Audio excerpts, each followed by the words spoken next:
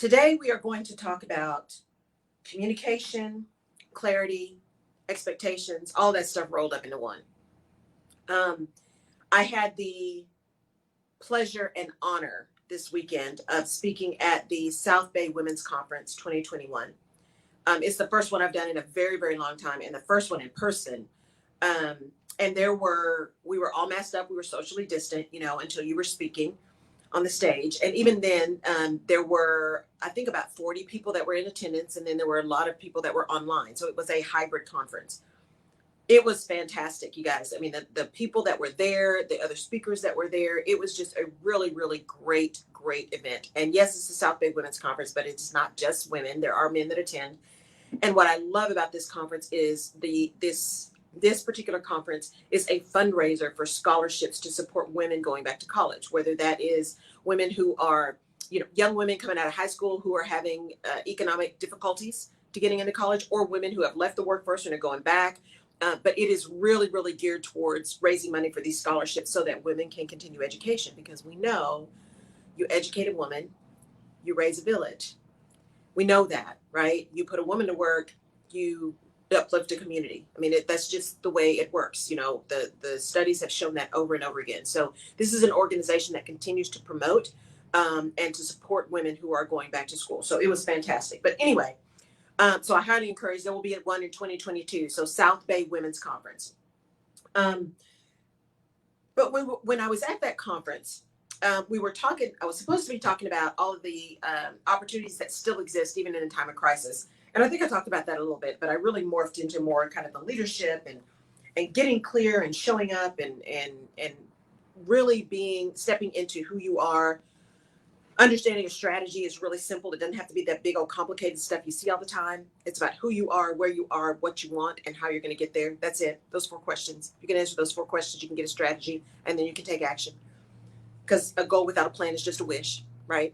So we kind of morphed into that. And I got this really great question at the end, because one of the things I talk about is expectations, making sure you set very clear expectations. If it's career, making sure you're setting clear expectations of yourself around the job you're looking for, the organization, that y'all are really clear, both of y'all, the organization and you, about the expectations.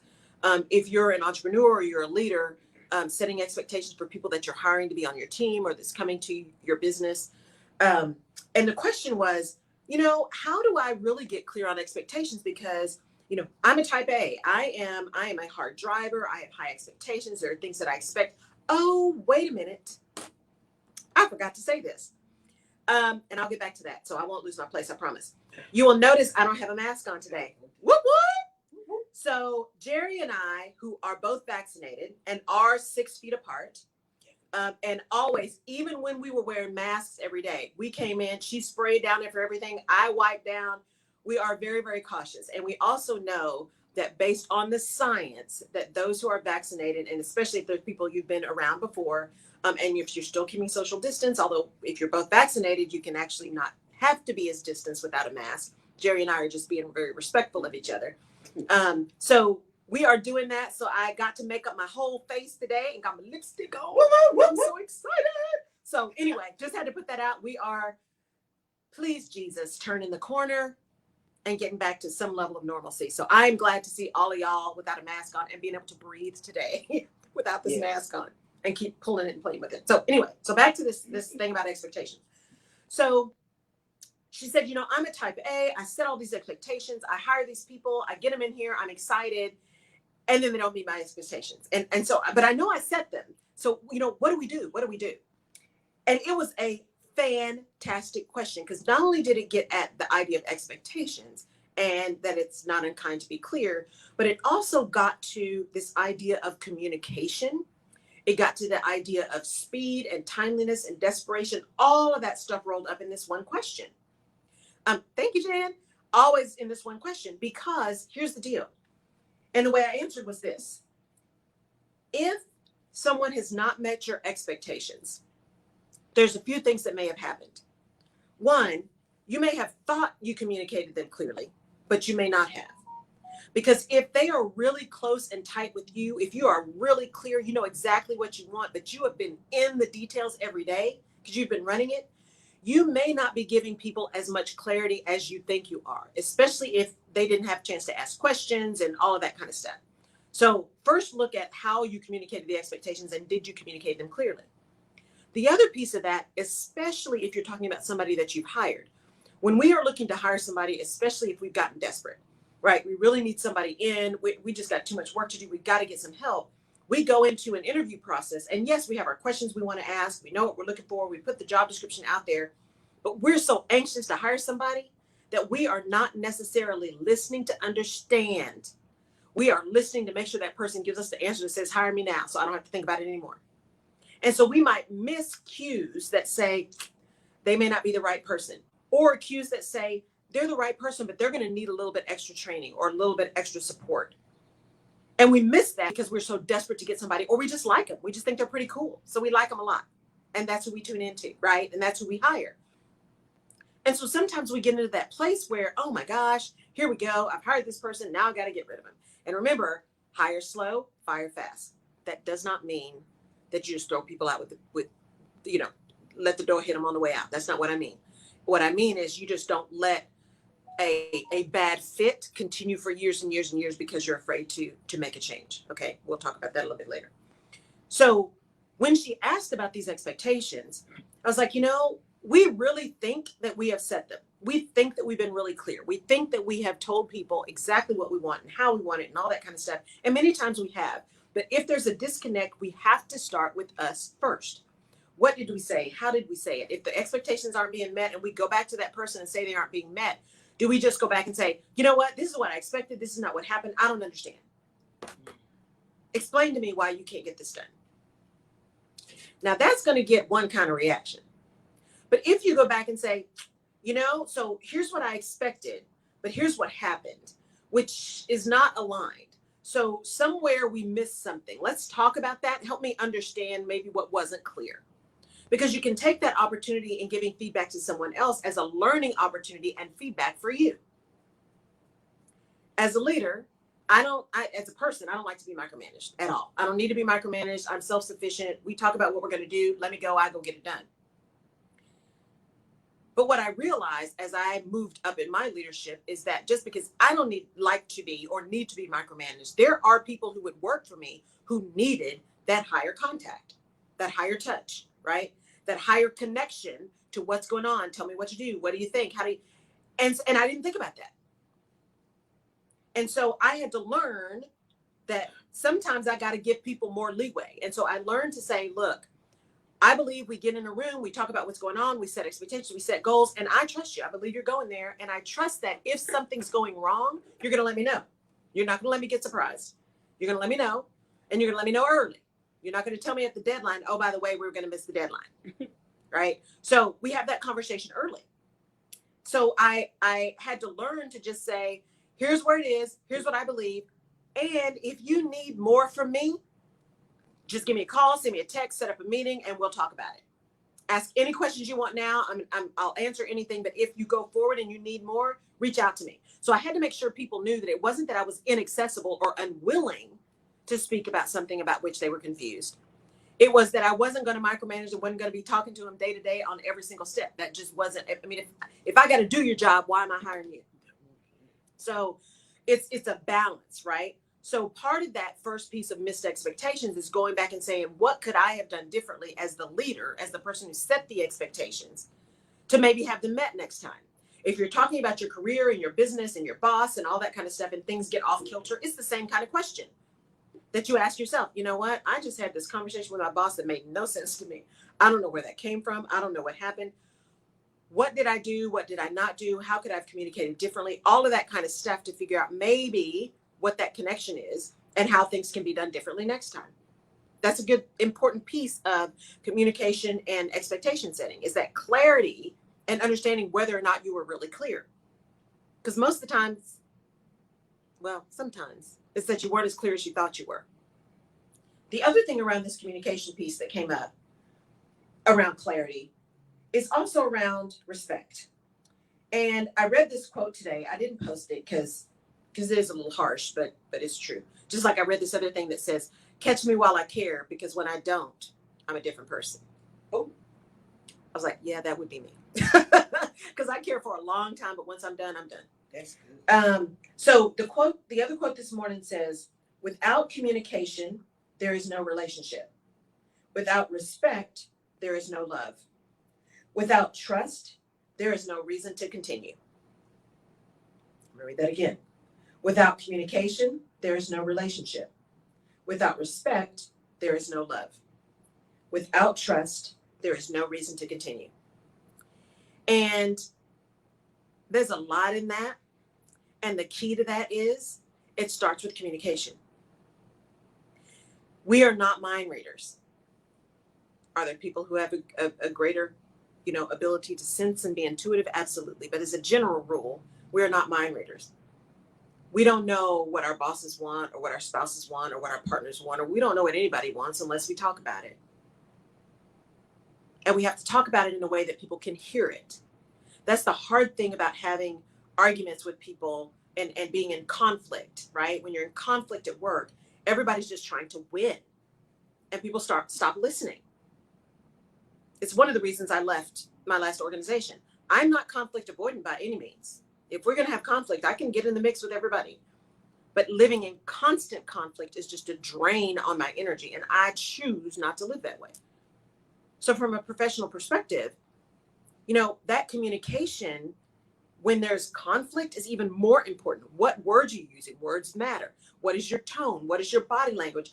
Are you guys talking at odds because everybody's just trying to win as opposed to staying focused on what the goal is? That was one thing for me that was never difficult.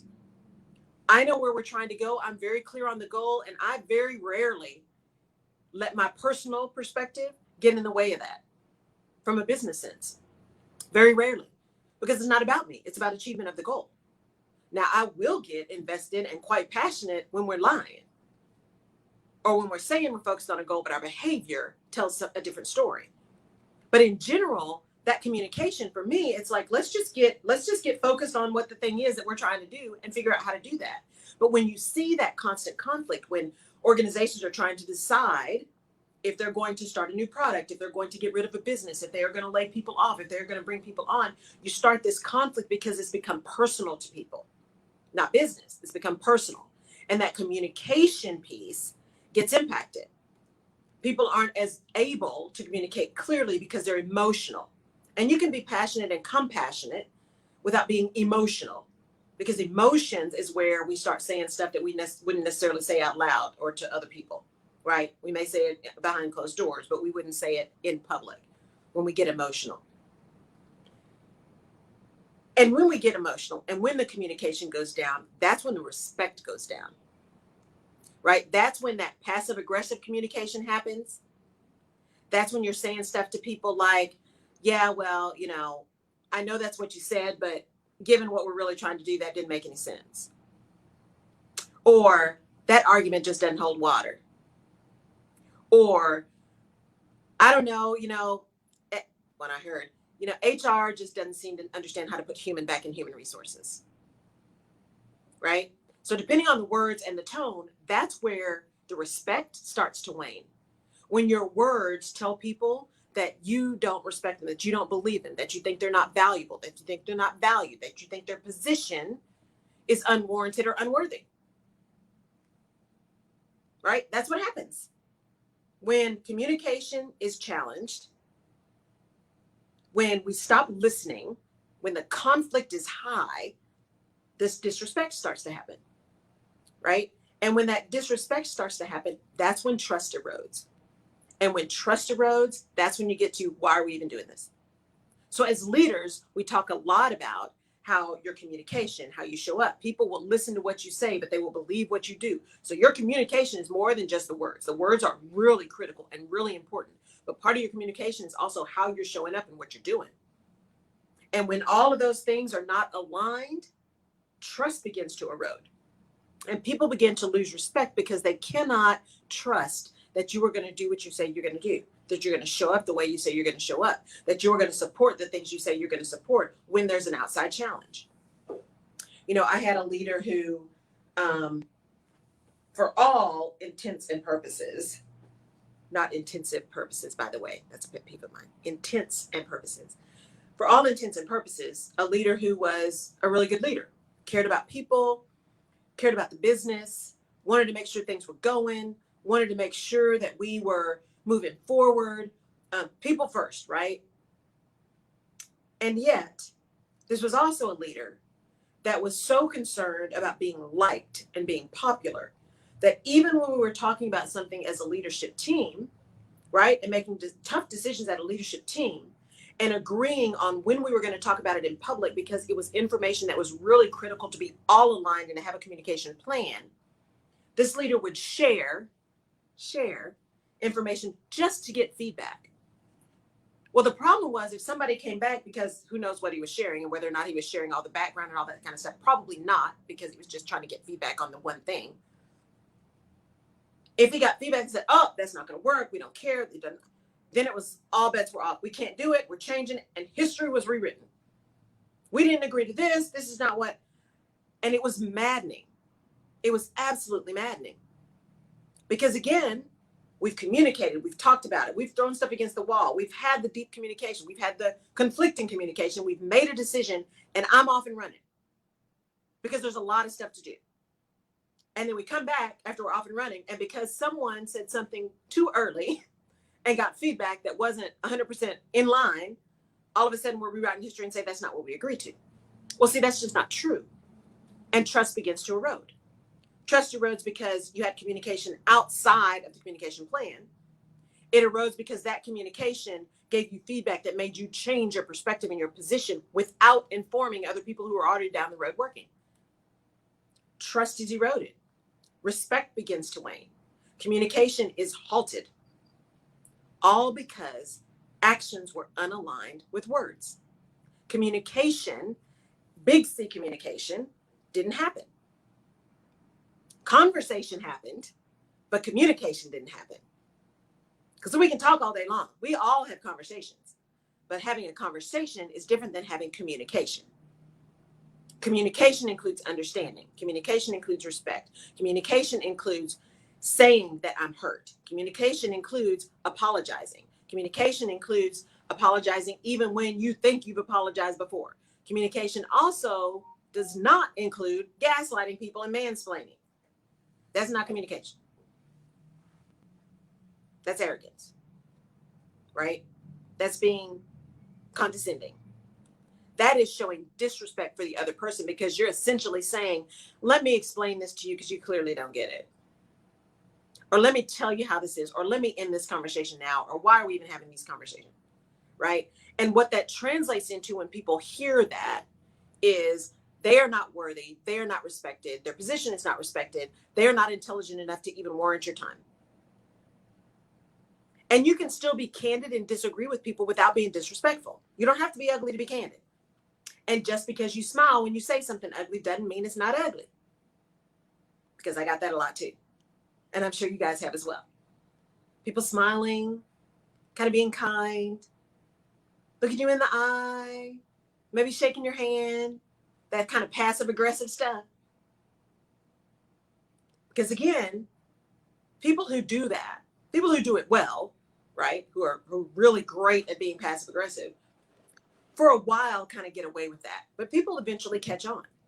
They eventually catch on. And that idea of having really clear communication up front, clear about your expectations, clear about your position, clear about your wants, your needs, your desires, your misunderstanding, what you need to be able to move forward, clear about the gaps that you have, clear about the strengths that you have, clear about your positions, all of that stuff, and the ability to communicate that in a way that supports other people's ability to get on board or to give you additional information that you may not have that may in fact change your position.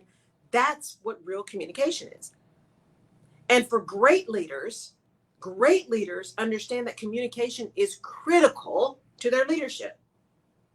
Notice I didn't say getting everyone to agree, getting consensus, making sure you get everyone's opinion. I didn't say that was critical to great leadership. Great communication is critical to great leadership. People need to understand who you are and where they're going and how you're going to get there. They need to trust that you've got their back. They need to trust that you're going to be there with them. They need to trust that when something goes down that's not the right way, the first thing they're not going to do is point fingers and blame. Real leaders understand that it's really important to communicate well and to have your actions support the communication that you're giving to people. To have your actions support where you're trying to go. That's what's critical. But we often forget, and we think that, well, if I just put this memo out, if I just tell people where we're going, it's getting really close to the because I said so. Well, because I communicated it, that should be fine. Because we put it out on the website, because we sent it into the company email, because we stood up in front of a town hall and said it, everybody should be okay now. We answered all their questions. Did we really? We said what needed to be said. Think about it, right? If you are getting feedback that people don't get it, that they're not aligned, that they don't understand, that it feels really weird, that it seems disconnected, what have you done, or where have you been, or how has it worked for you to be communicating your message? What have you said? Do you have people who are also responsible for communicating with you and for you? Do you know who the influencers are in your organization? Right? The unofficial leaders. Do you know who those folks are? Because if you can make sure that you're understanding their position, because they're speaking probably for a lot of people, or they will speak to a lot of people. If you can get them on board, if you can get them to understand, if you can help them get to a place of understanding your communication, your position, then you've got some people that are helping you get where you want to be. But that takes courage. That takes commitment. That takes a willingness to be vulnerable and a willingness to get feedback that says, I'm not aligned. I don't get it. I don't understand. That's not what I need. I need more. I need less. I need different. I need not. Because that can come too. We need to not do that. That can come often too. But if you're not in a position where you are willing to really work on your communication and your clarity, then all of that stuff goes by the wayside and you get surprised.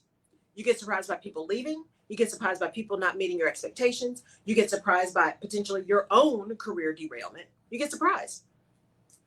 And it could have been mitigated by a simple focus on clear communication and a willingness to listen. Listen to understand, not listen to respond.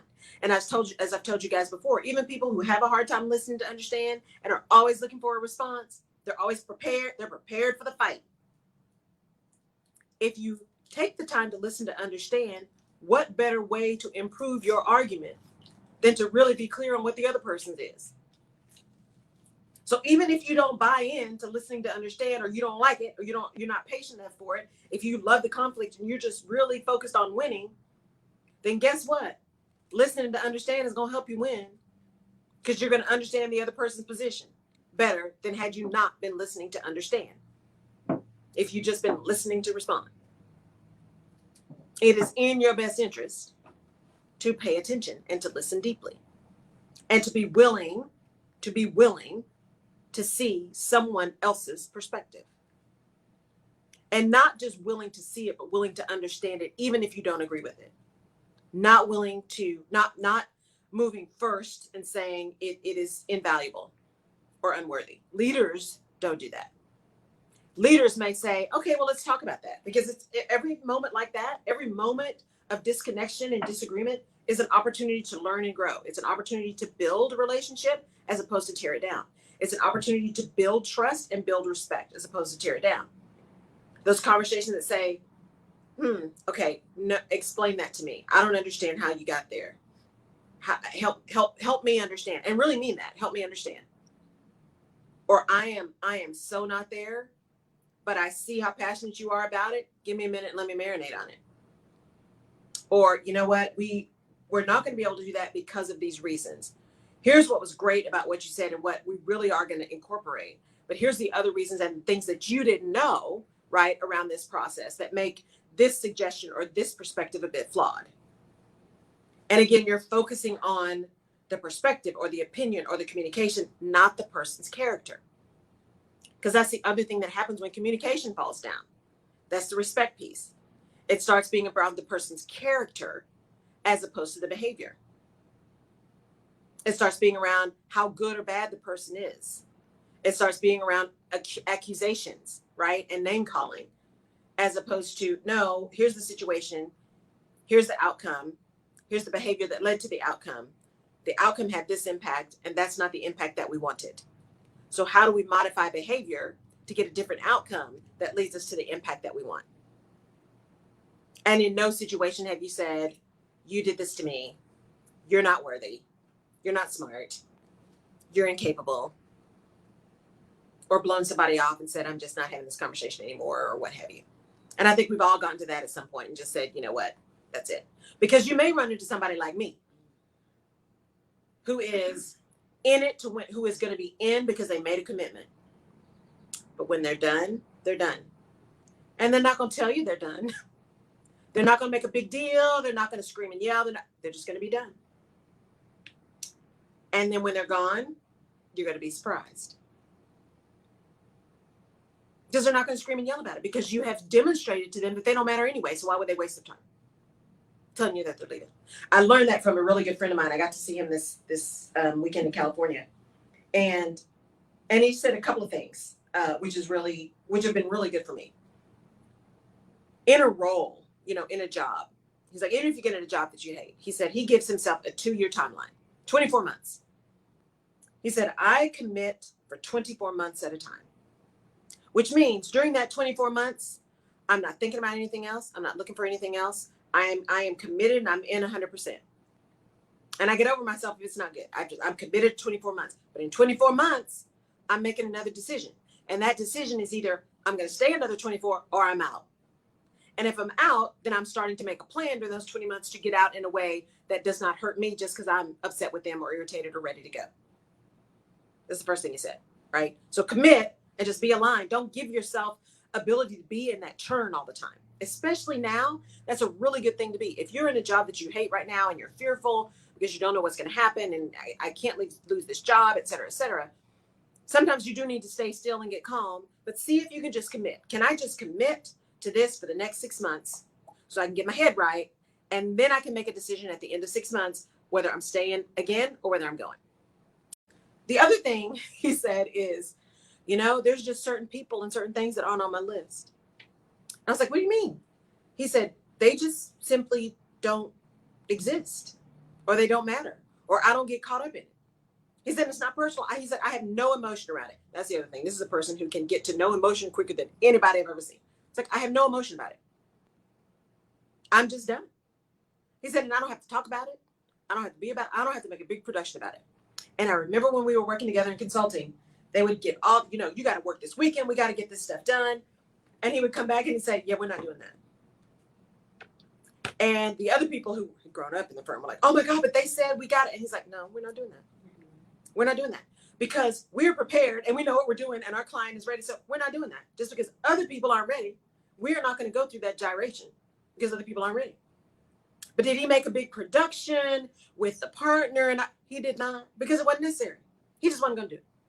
But what was going to happen is the client was going to be served with excellence because he knew what he was doing. And what he wasn't going to do was get caught up in all these gyrations that were ridiculous.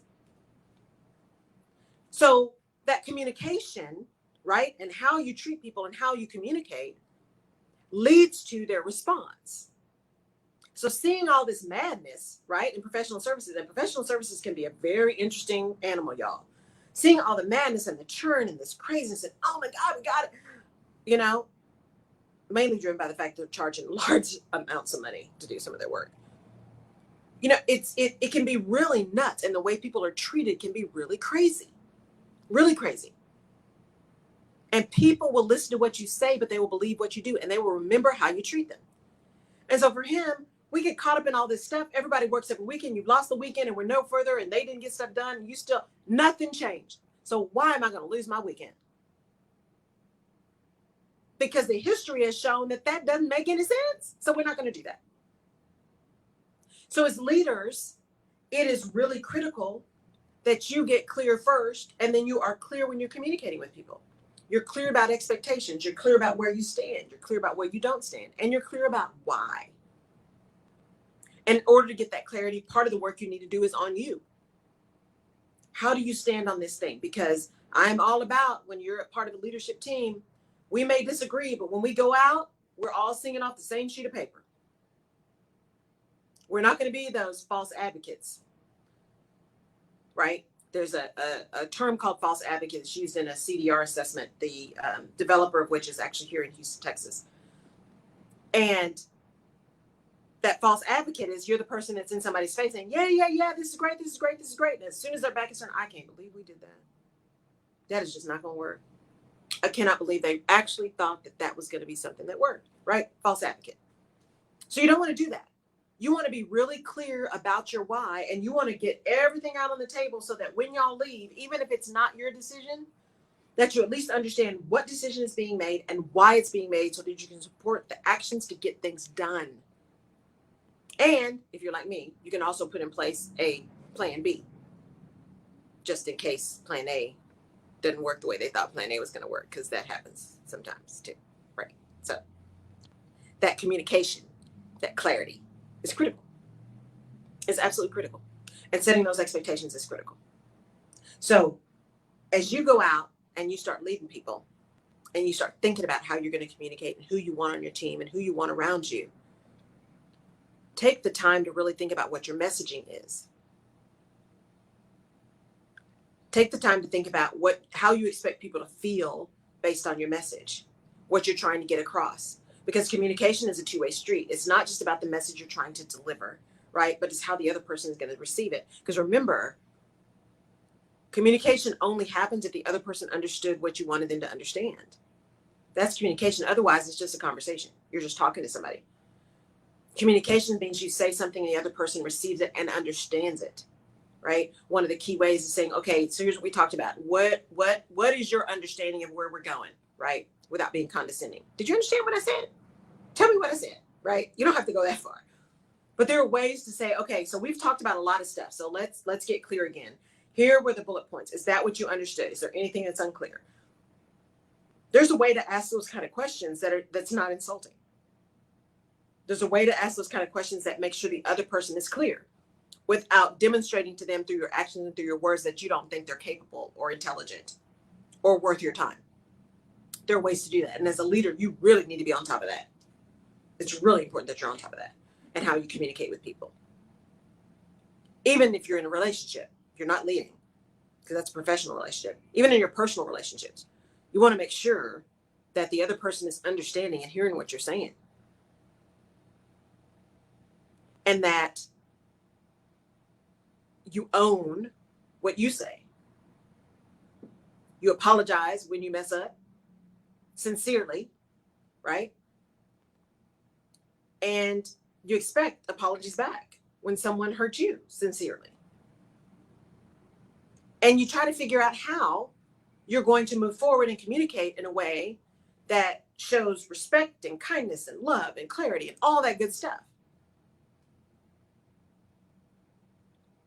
Because the clarity and the communication is the foundation of trust and respect. And really getting clear on the definitions of that too, right? Because we talk about in business a lot of time, we got to be transparent. We got to be transparent. You got to be transparent. Make sure you're transparent. Transparent doesn't mean you tell everybody everything. That's not what transparent means. There are some things that are company confidential. There are some things that are on a need to know basis. Not sharing that is not having a lack of transparency. And don't let people in your organization tell you you're not being transparent just because they want to know everything and you can't share it with them. Mm-hmm. Because that's what happens too. Oh, y'all aren't being transparent. You're not telling us what's going on. Well, I can't share everything with you. And that's why when I talk to people, I'm like, look, you can ask me anything. You can ask me absolutely anything as long as it's not ugly. I won't talk about individual performance issues. I won't talk about confidential information. If I don't know, I'll tell you I don't know and I'll find out. And if I can't tell you, I will tell you I can't tell you and I'll tell you why. And that's how I went in and that's how I behaved. So transparency is about being clear about how you're going to communicate, what you're going to communicate, when you're going to communicate. It doesn't mean that you tell everybody absolutely everything that's going on that you can possibly say. Because there are some things that are need to know. There are some things that are confidential that you cannot share with everyone because it is detrimental to the team. It is detrimental to the organization. It may even be illegal from a marketplace perspective, right? If you're talking about the SEC. or any other kind of compliance issue. There are just some things that everybody doesn't need to know. And that's okay. That's not about being false or lack of transparency. That's about leadership.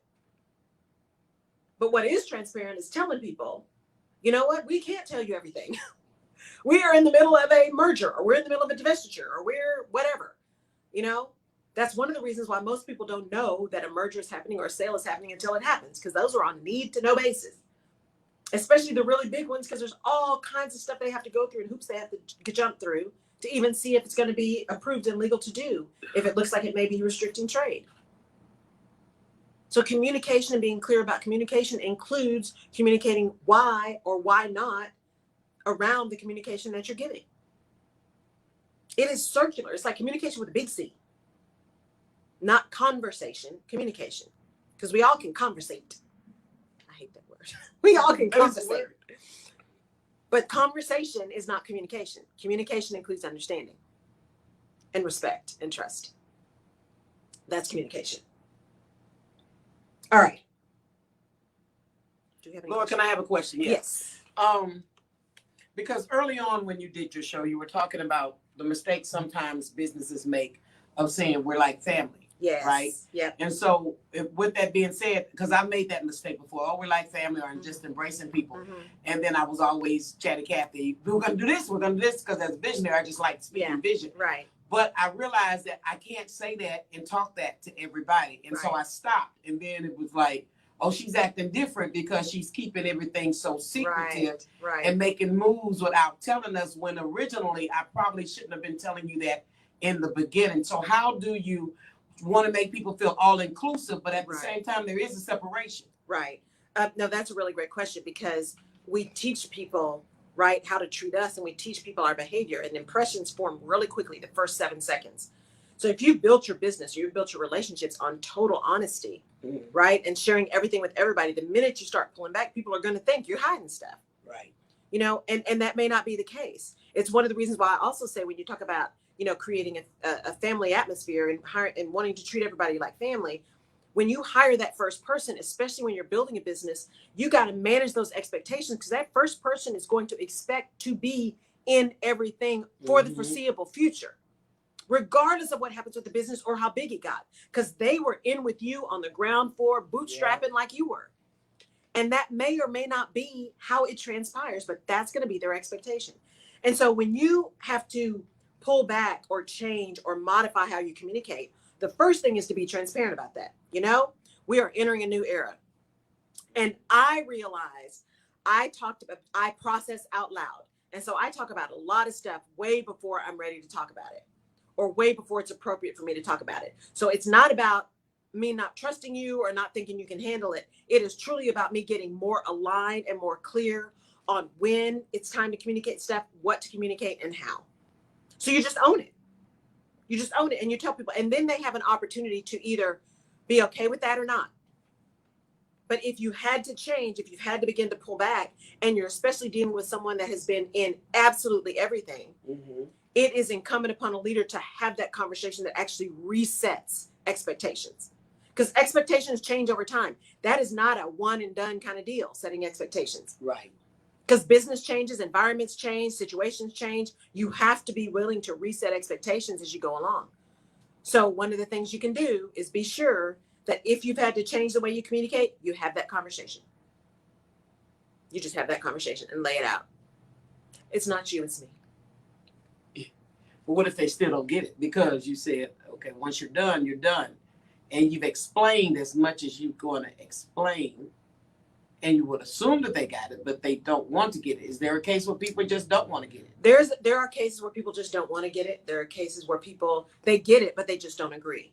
And that's where the conversation turns into a different conversation that says, okay, so we will agree to disagree. Then we got to decide how and if we can move forward together. And remember, sometimes you just got to help somebody be successful somewhere else. It just may no longer be a fit for that partnership. And that's okay. That doesn't mean either person is bad or wrong or unintelligent or any of that stuff. It just means that that particular engagement or connection is not working for the change in the environment or situation that has occurred. And it is important that, especially in business, it is important that you remember you're running a business. Mm-hmm. And even if it's a nonprofit, you've got to make sure that you are making enough money to serve the purpose that the nonprofit is in business to serve. Mm-hmm. Right? So it's a business. It is not personal. Your interactions become personal because we are people. Right. But the decisions you are making should be business decisions that keep people in mind. People first, mission always. And so if that person either doesn't get it or gets it but just doesn't agree, that may get to the point where you have to have a conversation about how we go our separate ways. I heard Les Brown say today, he said that he went into a meeting with T.D. Jakes, and T.D. Jakes said to everybody in the staff meeting, as soon as I learn all of what you all know, you're no longer needed. And I thought, that sounds kind of crazy, but when Les Brown said it, he said, it made us step up our game, because why do I have you if I can do or know more than you in that area that you say that you're an expert on? Another thing you said about being clear of mm-hmm. your expectations. Mm-hmm. I was talking to the young man the other day, Terry, and I asked him, and I joke with him a lot. I said, well, what do you do when you said, I can't do this, I can't do that? And I was at first like, well, baby, what you want? Right. And so I said, but don't just rush him out of here. Something to this young man. And he didn't know couldn't do what I needed him to do, but he did other things that I needed done that I didn't even think about was part of another job description. Right. And sometimes leaders and visionaries and people and employees will create a position for you. Absolutely. Yeah. Absolutely. And that's part of knowing your team and knowing your goal, right? Keeping the strategy in mind, because over time, people's skills change, people's desires change, their interests change.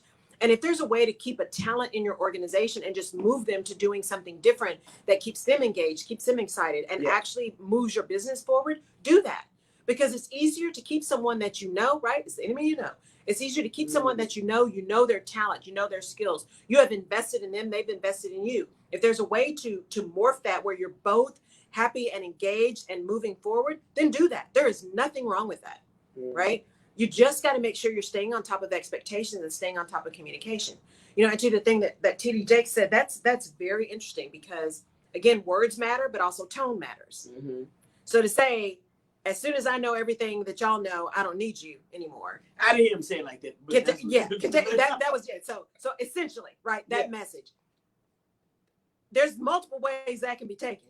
Yeah, because like I said, I thought that was weird, but then when he explained it, it was different. Because if there was no, because think about that's the big point of communication. If there had been no explanation, how many people in that room thought, well, wait a minute, then I'm going to hold back. I'm going to make sure you never know everything that I know because I don't want to lose my job. Or the people that say, you know what, I don't need to put up with this. I can go do this somewhere else. And they leave. But how many times, if you say something like that, you got people who will do those things, but how many times you have people that you never get the opportunity to explain?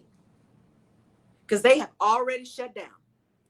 At your first word, your first tone, that first statement, they are out.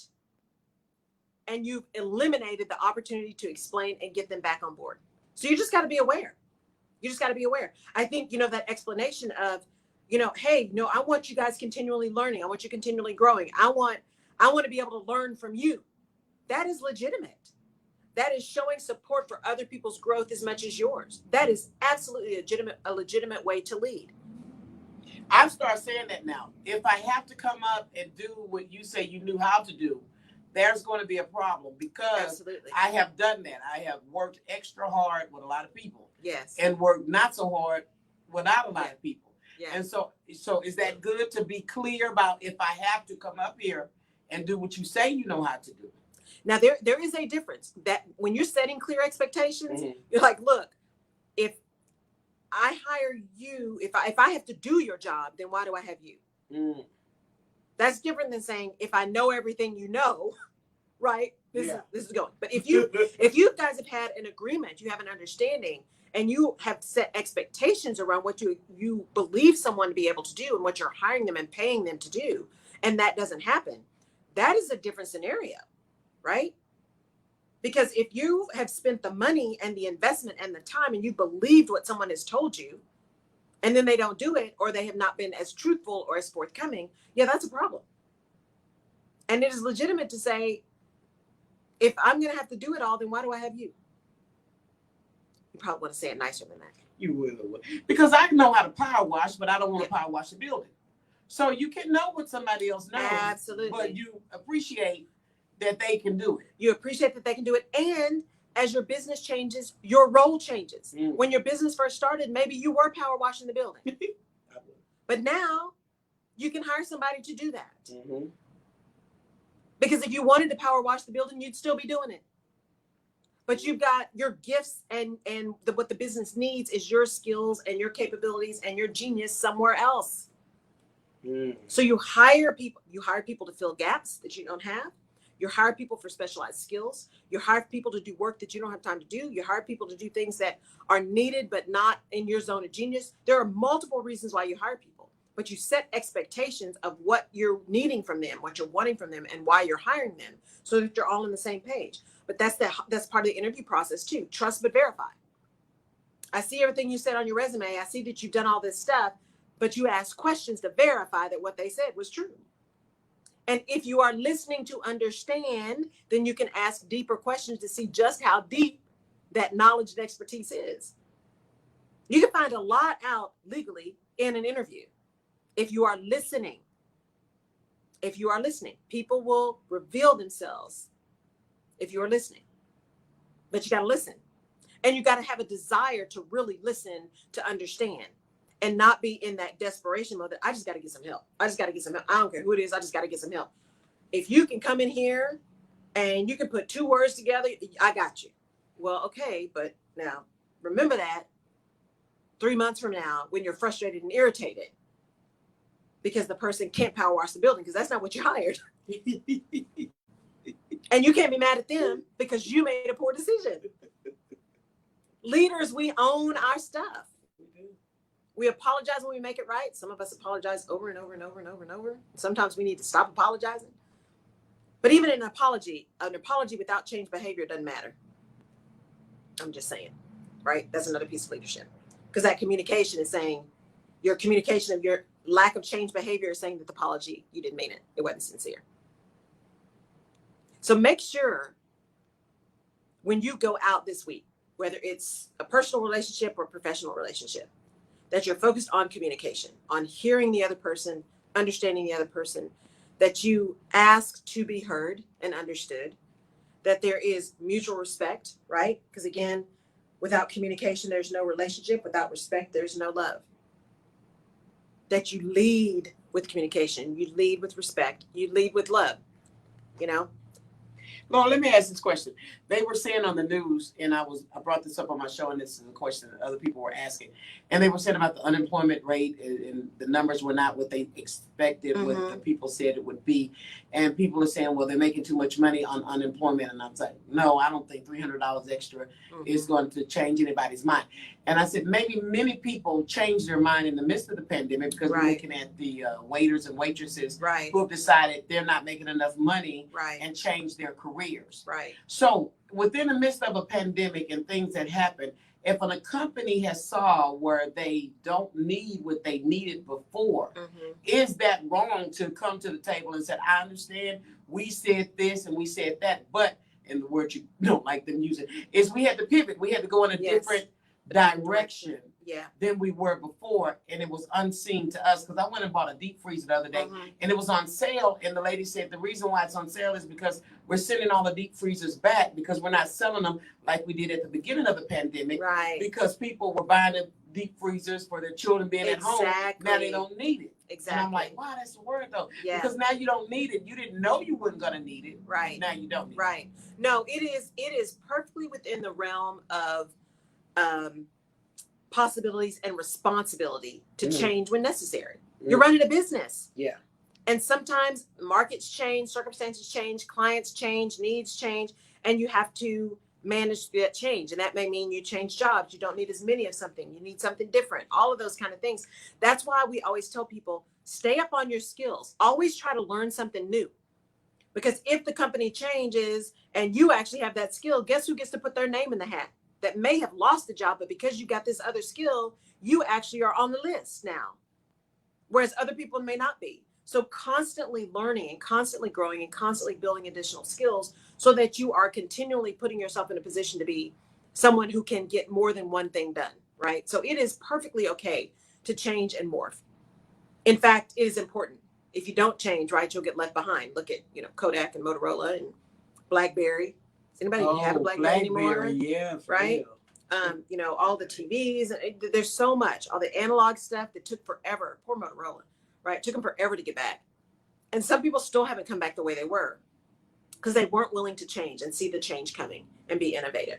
Kodak, you're right. There's no little photo booth. No, there are no Kodak photo booths. Now, I think they did. Polaroid did come back. I saw a little Polaroid camera, instant camera the other day. But they didn't change quickly enough, and they didn't see it, and they didn't think it was important. So it's always important to be flexible and be willing to change and just tell people why and what. And then the other thing you said, and I want to put this out there because again, it's the Rutledge perspective. We're going to speak the truth. He who controls the narrative controls people's minds. I am hearing so much. We can't find people because they're making too much money on unemployment. Come on. We can't find people. They don't want to go back to work because they're making too much money on unemployment. They're making too much money on unemployment. They're making too much money on unemployment. Y'all stop. Stop. Are there a percentage of people who are making more on unemployment than they were making before they left because our minimum wage is $7 an hour? Come on. Yes, there's probably a percentage of people for that to be true. But for us to be spreading peanut butter like that, as if extended unemployment benefits is the root cause of not being able to find talent, is a lie. That's just a lie. It's, as Jerry said, there are some people in this pandemic who have actually done some work and decided to just go do something different. There are some people who have decided because of family circumstances that they are out of the marketplace completely. There are millions of women who are now out of the workforce, out because of the pandemic, because of childcare, because of elder care, because of all these other things. They are now no longer in the workforce. So to say that the root of all of this is because unemployment benefits got extended and there were too much money is just unfair. And it is not a completely true statement. Are there people on the fringes? Absolutely, with everything. But to spread that peanut butter and say that the issue with unemployment right now and the issue with finding people is because they're just making too much money on unemployment. Let's go back and look at the economics. If you are really trying to get your business back together, because there are restaurants and there are companies that found a way to actually use their PPP well and keep people employed. They found a way to redo their business, to change the way they did business. So maybe they could pay people different or they could keep people employed. Some places did have to lower folks' salaries so that they could keep them all there because business went down. There were a lot of business owners who got really creative during this time to be able to help people keep putting food on the table and keep paying rent and keep paying mortgages and all that kind of stuff. There are many, many, many more of them than of the other. Just like there are many, many more people who are out there looking for work than there are who are just sitting. So let's not slam people and punish people and spread peanut butter and say everybody is just that we need work and is not willing to work because unemployment benefits are too high. Let's just stop. That is unfair and it's insulting. And it's simply not 100% true. It's just not. So if you are having trouble finding people, if you look at West Texas, they can't blame the pandemic. West Texas restaurants were having lots of trouble finding people. Why? Because the oil field was paying crazy money and restaurants were not. That didn't have anything to do with unemployment benefits. The oil field is still paying more money than the restaurants. So in West Texas, it is going to be difficult to find good staff, good long-term staff in high numbers because the competition in the market around hourly rate is really tough. So let's be real. If we're going to be digging into stuff, let's be real about that. And let's own our business. And sometimes we may need to take a little short-term pain for a long-term gain. I'm just saying. All right, y'all. Annette from New York says, I was just getting myself back together in 2019 from the market crash of 2008. Then comes COVID. Then she says that, what is it? And she talked about the baby boomers are retiring, so there should be a lot of job openings. Yeah, there are a lot of baby boomers who are retiring. What we saw in the recession of 2008 is a lot of the folks who were ready to retire decided not to because the financial crisis was so bad. So we actually ended up with the other end of the spectrum having a hard time finding work. Good morning, Dina. Having a hard time finding work because people weren't retiring, right? Now, after the pandemic, what has happened is people have also had a lot of time to get really clear on what's important to them. And sometimes that's, you know what, I need more time with family. I need more time with kids. I need more time by myself. I need whatever. And so there are more people who are truly seriously considering retirement now, as opposed to before, right after the recession. So there should be more work coming. There will be more work coming. There has been some innovation during this time. Businesses will come back. It is going to be different than it was before. Normal will not be the same normal, but we will get to some level of normal. We will, because we are resilient people. And that's the way the world works. We will get back there. But it is going to be different. It's going to be different. So if you are out there looking, if you are trying to figure out what you're going to do next, I would say this: you are resilient. You are resilient. We are resilient beings. Give yourself some grace, number one. Number two, go back and look critically at your skills and where your skills apply to multiple places. Remember, I've talked about, go decide what is the work you want to do, not the job you want to have or not the company you want to be in. What is the work you want to do? Because you may be able to find that work in many different places. So look at those jobs that you are liking, right? Look at the skills that you have and connect those two. Because just because they say we need, 10 years of experience in using power washers, but you have 10 years of experience in washing cars. You're washing something, it's 10 years. Mm-hmm. You're using equipment. You're having to make sure it's clean. You're having to be safe. You got all kinds of stuff that translates into that same. The only thing is you're using a power wash gun instead of being at a car wash. So don't write yourself off before you even give yourself a chance to compete, because that's what happens. We get in that place where we just don't think we'll have any opportunity. And if we believe that, that's what'll happen. So give yourself some grace and give yourself some promotion, and be confident, right? Not arrogant, but be confident in your skills and capabilities, and let somebody know what you can do for them. Stop giving stuff away. That came to me this morning because a lot of times we really don't have to do much. There's stuff that we've given away that we could have monetized. Yeah. And I think for me, this pandemic has been a blessing to show that there are other ways to get stuff done and be profitable. Absolutely. So absolutely. That was good. It's all about change and movement and being willing to see how we can do things different.